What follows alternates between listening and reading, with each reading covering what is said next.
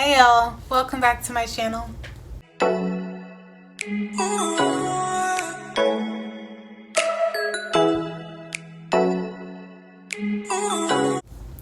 So it's been a while since I've done one of these videos. I am doing another book recommendation video, and actually something about these books, they're kind of all in the fairy tale Disney type of realm, kind of. So it's kind of like a magical book recommendation part thing. Yeah. So again, I do have 4 books and we're going to get started with this. So the first one is Cinderellas Dead. Cinderella, right? So it's by Kalynn Bayron. And then I'll just read y'all a little bit about it and tell you my take. So it's been 200 years since Cinderella found her prince, but the fairy tale is over. Now teen girls are required to appear at the annual ball where the men of the kingdom select wives based on girls' display of finery. If a suitable match is not found, the girls are not chosen, are never heard from again.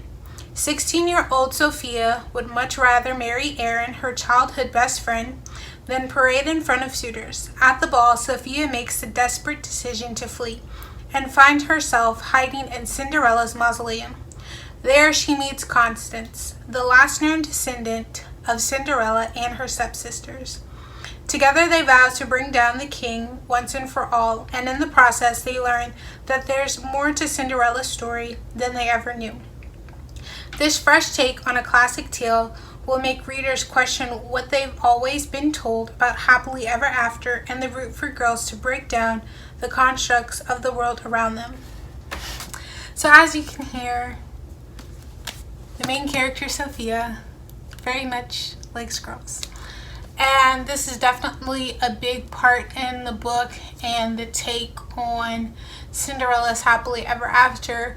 As you just heard, they learn more about Cinderella's happily ever after and what's basically true and what's not. So Sophia, she's 16. She actually has a crush on her best friend Erin, and Erin does like her as well, but she's not as open about it.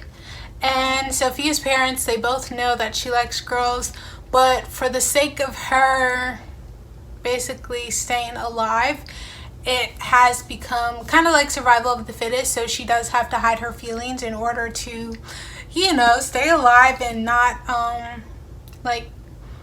have her family cast down upon because she doesn't like guys. And there's this ball where every girl, when she comes of age, gets invited to, and you have to go, and if you don't go, bad things happen. So they are basically chosen by guys, men of all ages, and they're chosen based on if they're dressed nice, what they look like, and then some. And the men basically pay for them and basically do whatever they want. And Sophia doesn't want to be a part of that. She does want to, she confesses to Erin. Erin's like, I don't want to, because she's scared and she has basically hidden who she was. She's, like I said, she's not as open as Sophia. So Sophia basically gets herself into trouble, ends up in Cinderella's mausoleum because they're now, searching for her because she's left, and you're not supposed to do that. And she meets the last living descendant of Cinderella, Constance, who is a female, and they start on their journey together to find out, Cinderella's true story, what can be done to stop the king.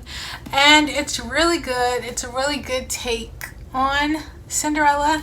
And again, the main character is a black female. The author is also a black female, so we love to see that representation. But yeah, it's definitely an awesome take on Cinderella, and it's amazing what she does with Cinderella's story, because it's definitely not your typical happily ever after, but you don't find that out until the end of the book. You have to read more, and I don't want to spoil the ending because it's actually really good. It's a twist you don't see coming.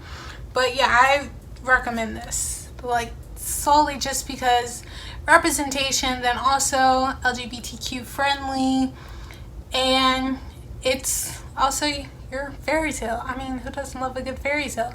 And then it kind of takes your twist and turn. Really good. Highly recommend Cinderellas Dead. Next is House of Salt and Sorrows, and this is a take on the 12 Dancing Princesses. I've actually never seen that. I do know of like the Barbie adaptation of when she did the 12 Dancing Princesses, something like that. But yeah, this is based on that with its own twist. In a manor by the sea, 12 sisters are cursed. Donnelly lives a sheltered life at Highmore with her sisters. Once there were 12, but loneliness fills the grand halls now that 4 of the girls' lives have been cut short, each death more tragic than the last. Disturbed by a series of ghostly visions, Donnelly becomes increasingly suspicious that her sister's death were no accidents. The girls have been sneaking out every night to attend glittering balls, dancing until dawn in silk gowns and shimmering slippers, and Donnelly isn't sure whether to try and stop them or to join their forbidden tryst. Because who or what are they really dancing with? When Donnelly's involvement with a mysterious stranger who has secrets of his own intensifies, it's a race to unravel the darkness that has fallen over the family before it claims her next.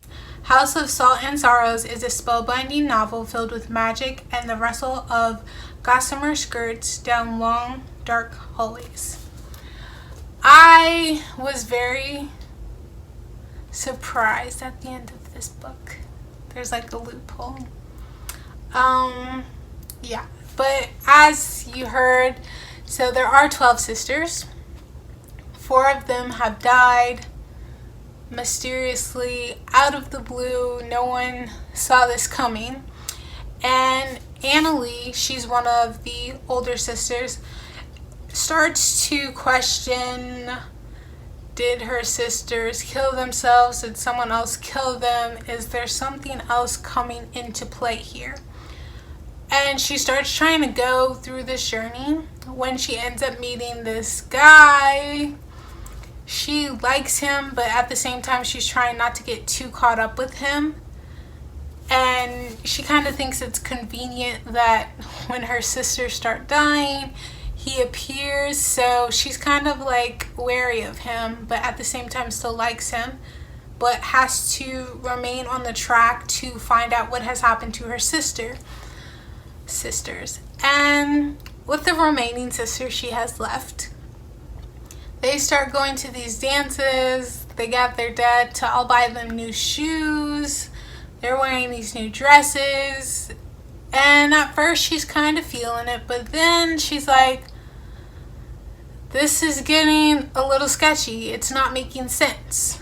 And along with all of her sisters dying, she has to deal with her stepmother, who is nice, but at the same time she's trying to make changes and trying to be like besties with the girls when they really don't like her because they feel in a way she has replaced their mom and their father kind of just forgot about her, and he's like throwing away rules and stuff because of her. Yeah, it's a lot with the stepmother going on, and she's a whole character. You definitely have to wait to see like her true colors show at the end, to say the least. And Donnelly kind of gets put in like this circle of who's to blame here, and I'm trying to describe some stuff without giving away too much. Basically it's just kind of a race for survival. She is trying to find out who or what is the cause of her sister's death before any more die, and especially before she dies, because at this point, when the four sisters have died, she's actually the second oldest now.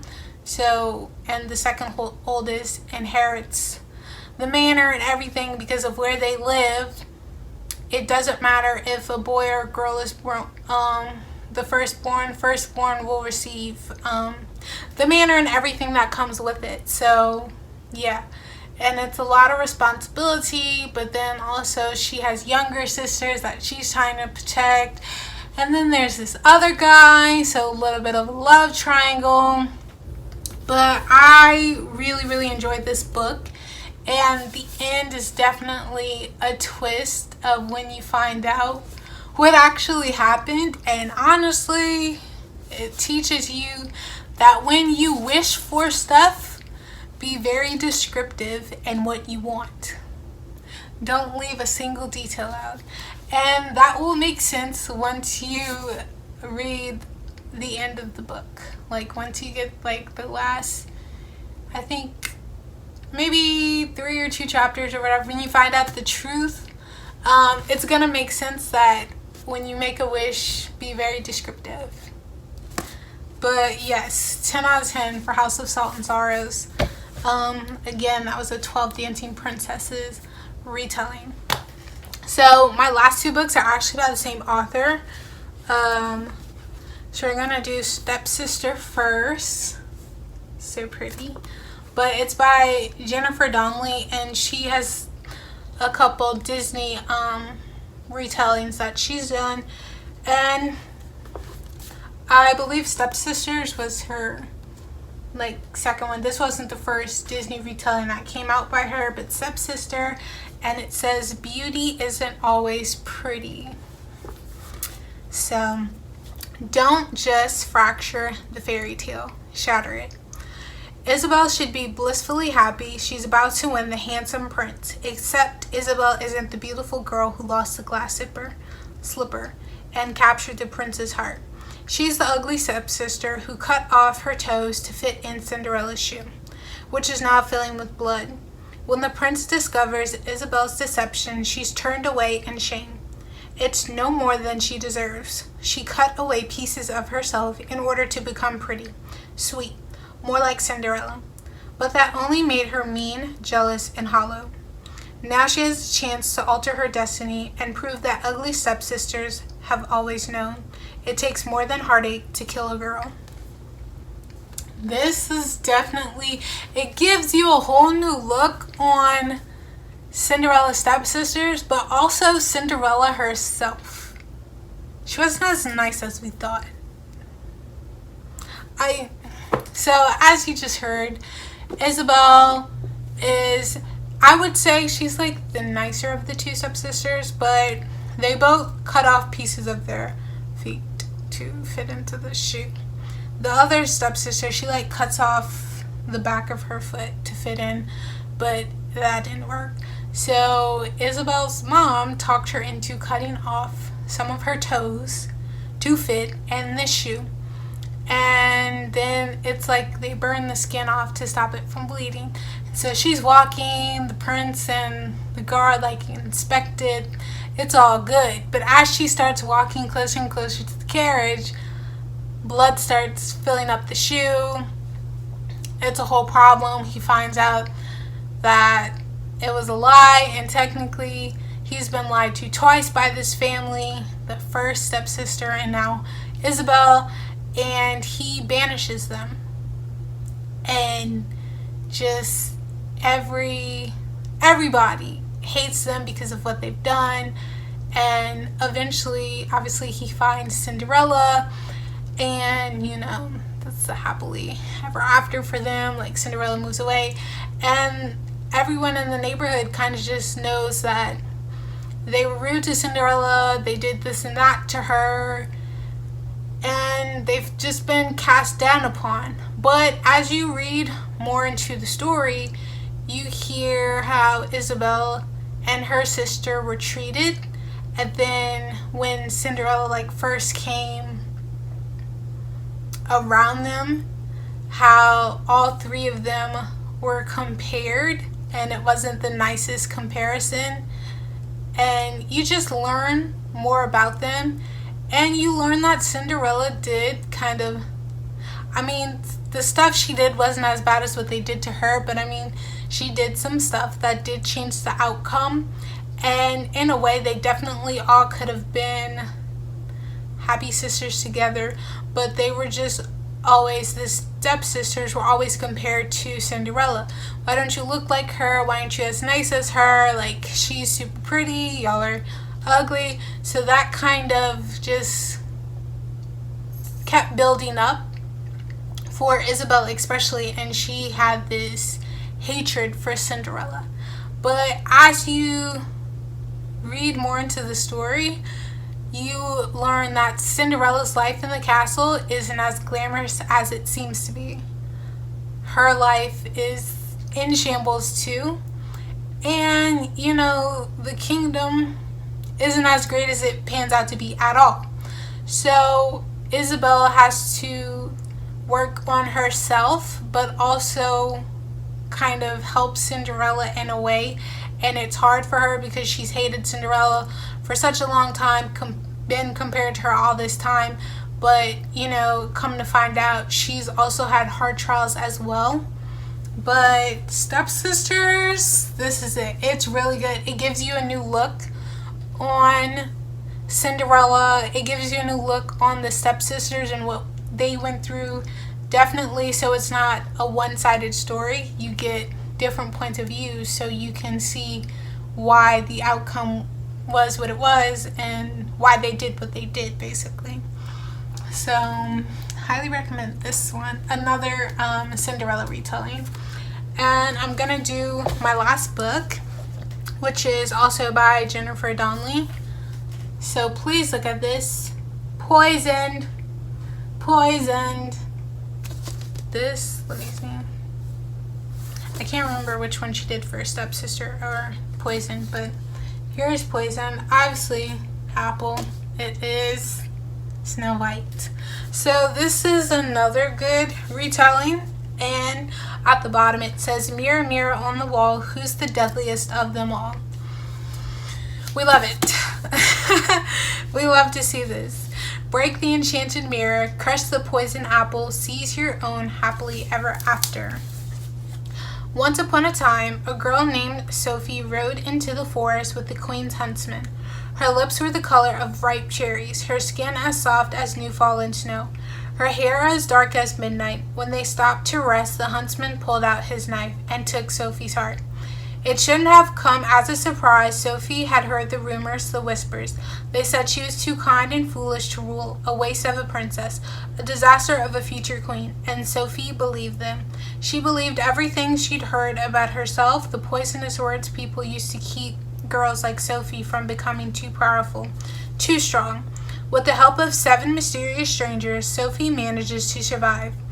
But when she realizes that the brutal queen might not be to blame for the attack, Sophie must find the courage to face a more terrifying enemy, proving that even the darkest magic can't extinguish the fire burning inside every girl, and the kindness is the ultimate form of strength.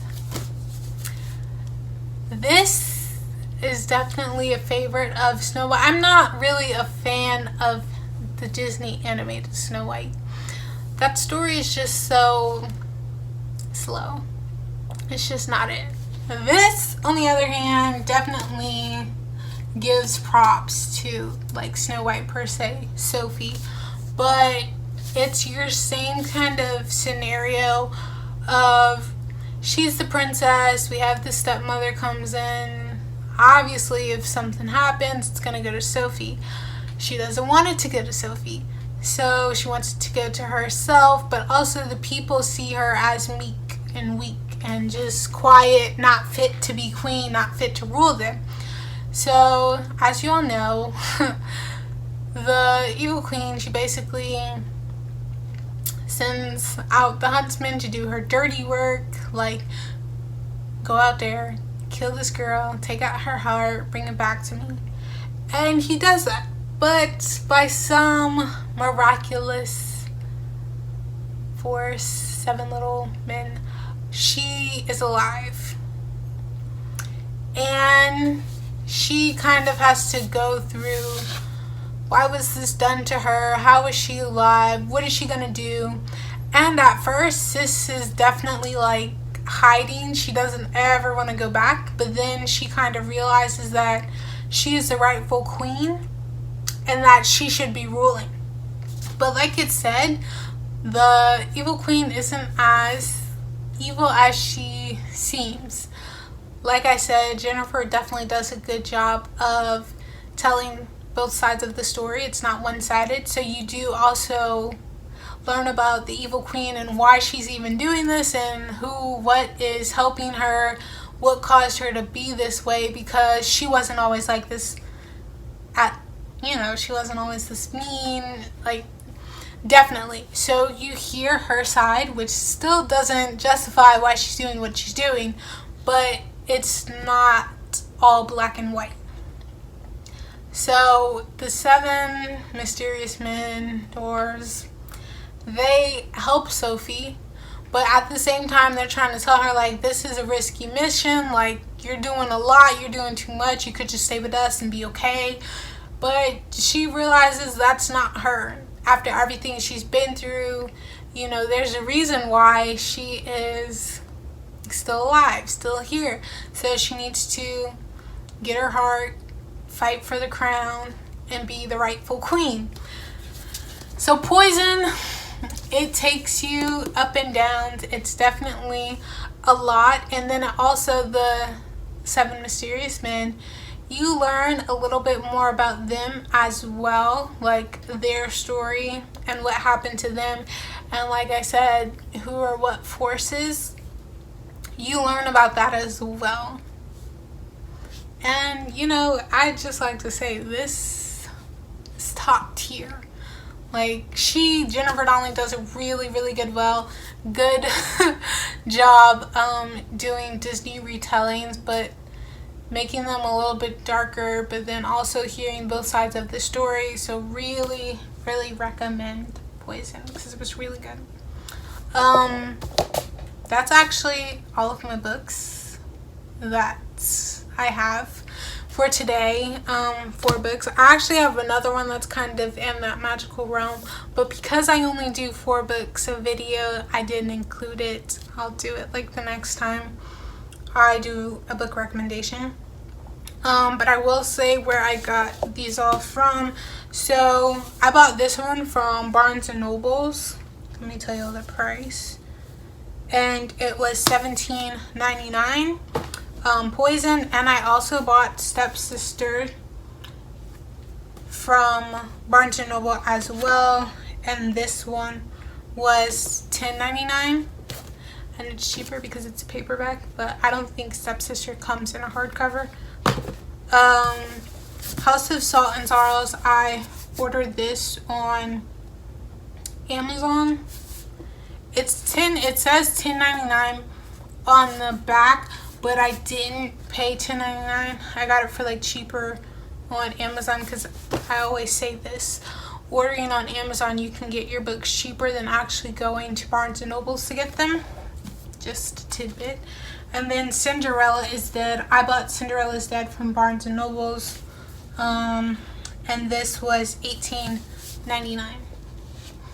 And like I always say, whether you buy them on Amazon or you go to Barnes & Nobles, you're going to get the book regardless. So, it's fine.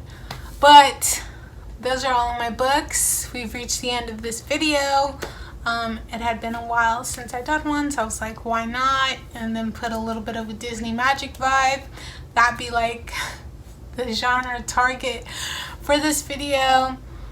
But yeah, so I hope you all like these books and maybe decide to read them if you're a Disney fan, or if you just kind of want to see a like dark magical book, go for it. All of these books are really good. If you like this video, please give it a thumbs up. If you would like to see more, please hit the subscribe button down below. Peace and blessings, my loves.